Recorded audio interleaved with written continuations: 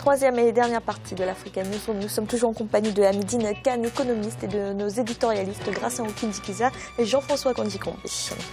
En République démocratique du Congo, le gouvernement a approuvé ses prévisions budgétaires pour l'exercice 2016. Un budget qui prévoit notamment la réduction de 30% du train de vie des institutions pour répondre à la chute des cours des matières premières. Birama Saounera.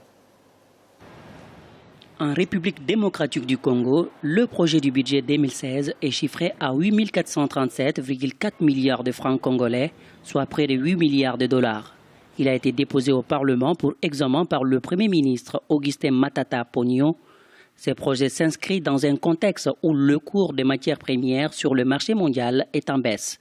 Cependant, pour les économistes, ce budget est en équilibre vu la situation macroéconomique du pays. Le projet de budget de la RD Congo est un budget effectivement qui s'inscrit dans un contexte qui est difficile, mais néanmoins, le Congo a d'autres secteurs qu'il peut booster. Quand on prend les indicateurs macroéconomiques, on s'aperçoit qu'on a un taux de croissance du PIB de 9%, avec un déflateur du PIB de l'ordre de 3,4% à peu près. Dans cette dynamique-là, le Congo peut encore booster sa croissance en essayant d'exploiter au maximum toutes les potentialités du pays qui sont énormes. Le projet du budget 2016 représente 20,6% du produit intérieur brut avec un taux de régression de 0,7% par rapport à la loi des finances 2015 arrêtée à 8 496,3 milliards de francs congolais. Pour les autorités, ce budget tient compte des priorités du gouvernement, notamment le social. En ce qui concerne les secteurs qui sont visés, à savoir le secteur social, tout ce qui est transport, tout ce qui est infrastructure routière, il y a des nids de croissance potentiels qui sont là parce que le Congo est un pays énormément vaste. Pour atteindre les objectifs des politiques économiques, le gouvernement envisage plusieurs mesures.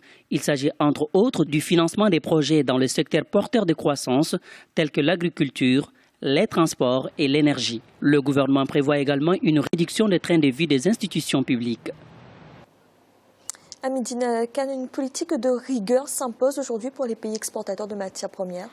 Absolument. Moi, je crois qu'une politique de rigueur devait d'ailleurs, dès le début, concerner les pays exportateurs parce que moi, je suis parti du principe qu'un pays ne peut pas vivre que d'exploitation minière. Il faudra que les pays africains se dirigent résolument vers le développement de l'agriculture. Ça, c'est une condition qu'il ne faudra pas qu'il rate pour ce siècle-là où nous sommes. Là. Parce que l'eau, l'énergie, l'agriculture sont les moteurs du développement. Et puis l'Afrique, à l'heure actuelle où on parle, on est en train de parler du développement du continent. Mais il ne faudra pas que les Africains lâchent justement cette potentialité qui est agricole. On n'utilise que 20% des terres arables en Afrique. Et puis toutes les multinationales ont les yeux rivés vers le continent africain. Et puis l'Afrique doit justement saisir cette chance puisque en 2050, l'Afrique va compter plus de 2 milliards d'habitants. Et puis c'est aux Africains de nourrir leur population, pas aux autres. Et puis les autres ne vont pas chercher à nourrir l'Afrique, mais ils vont chercher à nourrir leur continent eux aussi. Donc cette potentialité, il faudra que l'Afrique la saisisse. Et puis pour le Congo, effectivement, il faudra des mesures drastiques parce que je crois qu'il y avait un laisser-aller. Et puis le Congo qui est le réservoir des matières premières en Afrique, avec justement la Guinée, n'a pas profité justement depuis les indépendances congolaises, zaïroises, n'a pas profité justement de cette potentialité et a laissé filer parce que la corruption gangrène l'économie, le pays, et puis toutes les élites congolaises pratiquement sont corrompues. Il faudra revoir les choses pour que le Congo puisse s'en sortir. Jean-François, le gouvernement de la République démocratique du Congo a-t-il assez anticipé cette chute des cours des matières premières d'après vous? Je crois que c'est une donnée commune à tous les pays exploitants des matières premières en Afrique que de ne pas avoir anticipé du tout. Ils ont été saisis au vol par cette chute du cours des matières premières. Certains ont tenté de réagir en cours d'exécution de budget. C'était le cas aussi du Congo démocratique. Ça n'a pas porté ses fruits. Bon, là, on est à une phase qui est celle du projet de budget. Déjà, lorsque le budget est adopté, il faut rappeler à nos téléspectateurs que ce n'est qu'un budget prévisionnel. C'est ce que l'on prévoit de faire. Il n'est pas certain que cela soit tenu. D'ailleurs, aucun budget dans ce pays-là n'a été tenu, comme dans les pays voisins d'ailleurs, n'a été tenu rigoureusement de bout en bout, ne serait-ce que parce que la réalité vient s'en mêler et qu'il y a toujours des grains de sable. Mais même à ce stade-là, dans le pays dont nous parlons, on peut s'interroger sur la sincérité budgétaire. C'est-à-dire la sincérité de l'évaluation des besoins, d'une part, et des recettes, d'autre part, des dépenses et des recettes. Mais bon, c'est un exercice chaque année. La volonté qui est affichée est une volonté intéressante. On va voir maintenant, lors de l'exécution du budget, si cela est tenu et si le train de vie des institutions a baissé. Il y a un facteur, un aléa qui n'a pas été pris en compte dans cette évaluation-là, c'est que nous sommes en année électorale. Et là, au Congo, lorsqu'il y a année électorale, on peut déboucher sur pas mal de choses qui n'ont pas été prévues dans la rigueur budgétaire qui nous a présentée. Gracien, rapidement, justement, en parlant de cette mesure de 30%, de réduction de 30% du train de vie des institutions, est-ce qu'elle peut être efficace comme mesure? Pour moi, cette mesure n'est pas efficace parce que tout ce qui est politique de rigueur, c'est toujours antisocial. On touche d'abord le secteur de la santé, de l'enseignement, les fonctionnaires qui sont souvent remerciés. Donc, ce n'est pas une mesure pour relancer l'économie. On devrait chercher d'autres mesures, notamment on lutte contre la corruption, contre les transferts illicites des capitaux, tout ce qui se touche au niveau, disons, bonne gouvernance du pays. Sinon, si on veut réduire les budgets parce qu'il y a un problème, on aurait pu anticiper parce que tout le monde, les Africains, ont vu qu'il y avait un problème, il allait y avoir un problème de demande de matières premières parce que les économies indiennes, chinoises commençaient à stagner, qui avaient, disons, consommé beaucoup de matières premières, qui ont fait monter les prix. Et donc, on devait s'attendre à ce qu'il y ait moins de demandes. Donc, moins de demandes, ça veut dire que les prix baissent. Merci. Dans l'actualité également, la compagnie aérienne panafricaine Askai a été certifiée par l'Association internationale du transport aérien, une accréditation qui témoigne de la conformité aux standards globaux de sécurité. Deo Gracias Podo. Créée en juin 2008, la compagnie panafricaine Askai a obtenu sa certification IOSA, décernée par l'IATA, l'Association internationale du transport aérien. Cette distinction vient attester de la conformité des services aux standards internationaux de sécurité en vigueur dans le transport aérien. Pour ses responsables et pour ceux ayant en charge la gestion du trafic aérien au Togo, siège de la compagnie, ce label vient récompenser la stratégie de développement mise en place dans le respect de la sécurité, de la qualité et de la sûreté. On a travaillé énormément avec eux sur les documents, sur la supervision continue, sur le personnel. C'est vraiment tout un ensemble. Donc à Askai, on a travaillé vraiment avec eux, on les a supervisés, on les a agréés, on les a accompagnés dans les rédactions. Ils ont soumis pour l'approbation de toutes leurs manières. Vraiment, il y a du travail. Ça, je peux vous le garantir, c'est pas facile pour arriver à IOSA. Tellement de boulot, il faut programmer, être ordonné. Il faut se donner un objectif à atteindre, moyens humains, matériels financiers et les contrôles en interne, audit interne et externe avec un chronogramme. Première norme mondiale pour la vérification de la sécurité des procédures d'exploitation des transporteurs aériens, le programme IOSA a été conçu pour évaluer la gestion de l'exploitation et les systèmes de contrôle des compagnies aériennes. Les normes de vérification ont été élaborées en collaboration avec différentes autorités réglementaires et pour s'y conformer, un certain nombre d'investissements ont été nécessaires tant sur le plan humain, matériel et financier. Avec cette accréditation, le transporteur aérien devrait sans doute améliorer ses performances et surtout améliorer ses rendements. L'Association internationale de transport aérien, l'IATA, c'est une organisation comme l'OACI. Nous disons, vous avez les moyens financiers, matériels et humains, vous voulez et tout le monde, vous avez notre agrément, vous voulez et tout le monde se porte bien. Vous n'avez pas ces moyens, vous avez des problèmes de faiblesse. En matière d'entretien, en matière de personnel, vous restez au sol et tout le monde se porte bien. Tout le monde va vouloir voyager avec Askai parce qu'il y a eu ça. Et donc, il peut aller sur tous les chiffres, il peut aller en Europe, aux États-Unis, n'importe où. Puisque le système IOSA, c'est reconnu, c'est mondialement connu. Ça augmente sa crédibilité et ça fait une confiance. Partenaire de la compagnie aérienne Ethiopian Airlines, Askai répond désormais à tous les critères de sécurité et de maintenance au même titre que les grandes compagnies internationales. Elle dessert aujourd'hui une vingtaine de destinations sur le continent africain avec des appareils modernes, notamment des Boeing 737-700 et des bombardiers Dash Q400. Gracien, d'après vous, qu'est-ce que va apporter cette certification à la compagnie Askai? Disons, je pourrais dire c'est comme un diplôme de plus, c'est comme quelqu'un qui passe d'un diplôme à un autre.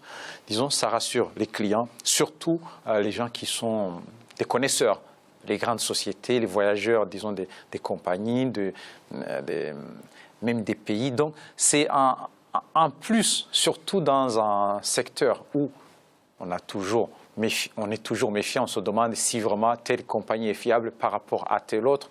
Mais ces certifications permettent finalement de se dire que voilà une compagnie qu'on peut prendre, une compagnie qui peut avoir beaucoup de clients. Mais encore faut-il que même si on a une certification, cela ne veut pas dire que le chiffre d'affaires va augmenter.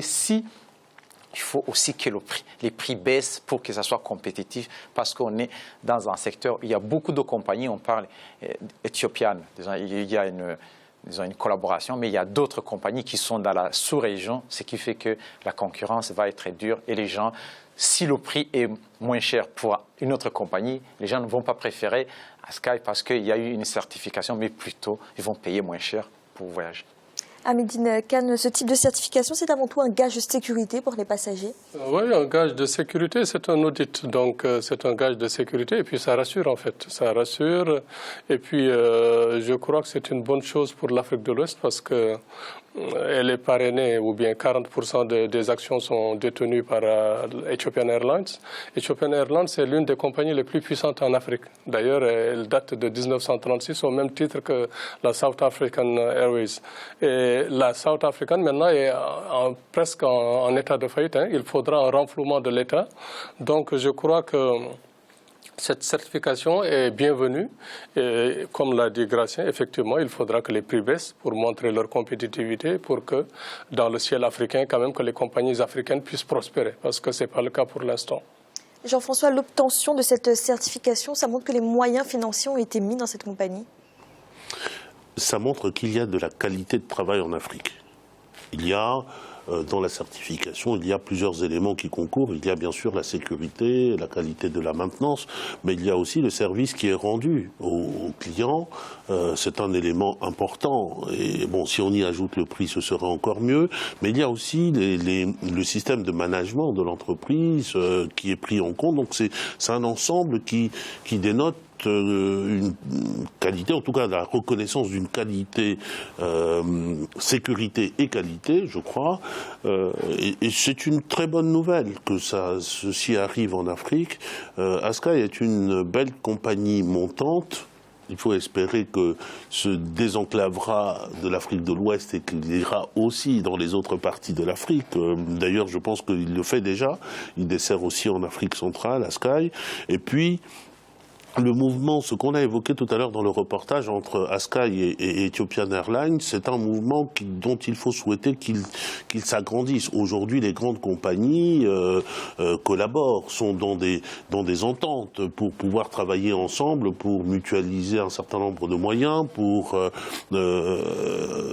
amoindrir les coûts, etc. Et c'est une excellente chose qu'Askai et Ethiopian soient dans cette relation-là. Et tout de suite, notre chiffre du jour, la communauté de développement de l'Afrique australe investira entre 114 milliards de dollars et 233 milliards de dollars dans l'amélioration de son secteur énergétique d'ici 2027. Cette ambition fait partie des programmes de développement des énergies renouvelables dans cette partie du continent. Le rapport fait également part de la croissance rapide de ces énergies qui constituent 23% de la capacité produite. Grâce en Afrique australe, 23% de la production vient déjà des énergies renouvelables. C'est une part encourageante selon vous? Oui, c'est une part encourageante. En plus, il y a beaucoup de potentialités. Il y a surtout les sources d'eau, les cours d'eau. On peut parler du fleuve Congo, les Zambèzes, tout. On peut toujours construire des barrages et aussi il y a le soleil, il y a le vent.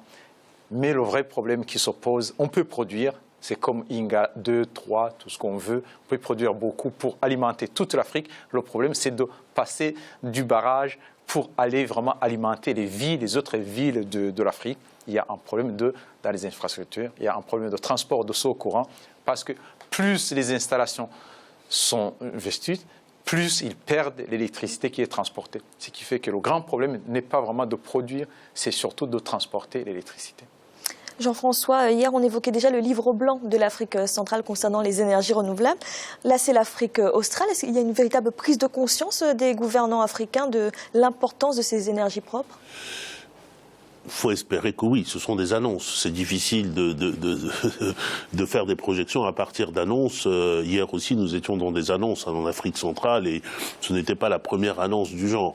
Donc, on espère qu'il y a prise de conscience. On espère qu'il y a prise de conscience parce que c'est aussi un des vecteurs de l'autonomie de l'Afrique et de l'indépendance de l'économie africaine. L'énergie d'une manière générale, et les énergies renouvelables, c'est un atout pour l'économie en Afrique. Sans électricité, sans énergie, vous ne pouvez rien. Vous ne pouvez pas offrir des conditions acceptables à des entreprises qui viennent s'installer s'ils ne peuvent pas avoir l'électricité, s'ils ne peuvent pas avoir aussi les nouvelles technologies de l'information et de la communication, si on n'a pas aménagé un environnement, pas seulement financier, pas seulement fiscal, mais un environnement général, y compris l'énergie. Bon, il faut espérer, je terminerai donc aujourd'hui sur cet espoir-là, c'est toujours bien d'espérer. Hamidine Kane, votre réaction par rapport à cet investissement dans les énergies renouvelables en Afrique australe ? Non, je crois que c'est une bonne chose. Moi, je suis partant pour ce principe depuis des années parce que je connais, c'est un sujet que je connais bien. Et depuis les années 80, je disais que l'Afrique devait investir dans les ressources nouvelles et renouvelables parce qu'ils ont une influence quand même sur le monde. Et maintenant, étant donné que l'Afrique commence à bouger là-dessus, il faudra dire bravo. Maintenant, il commence à ouvrir les yeux. Et puis, effectivement, dans cette partie de l'Afrique, il y a Inga, il y a aussi Cabo Rabassa au Mozambique. Il y a énormément de potentialités dans cette partie de l'Afrique. Il faudra les exploiter, mais il faudra savoir que beaucoup de pays ont des régimes vétustes, ça veut dire hydrauliques ou bien énergétiques. L'Afrique du Sud, au moment de la prise de pouvoir par l'ANC, avait un réseau qui était compétitif. Mais ils ont laissé passer, ils n'ont pas fait de la planification, ils n'ont pas fait de la prospective. Ils l'ont su à leur dépens au moment de la Coupe du Monde. Ah oui, absolument. L'Afrique du Sud ne pouvait pas produire suffisamment. Donc maintenant, ils sont en train d'investir massivement dans les réseaux hydroélectriques au Zaïre et puis au Mozambique. Et maintenant, ils sont en train aussi de voir les énergies nucléaires avec la Russie. Ils sont en train de planifier pour avoir une deuxième centrale nucléaire. Merci. C'est à présent la fin de cette émission. Demain, retrouvez le 3e volet de cette semaine consacré à la Guinée. Hamidine Kane, merci d'avoir été avec nous.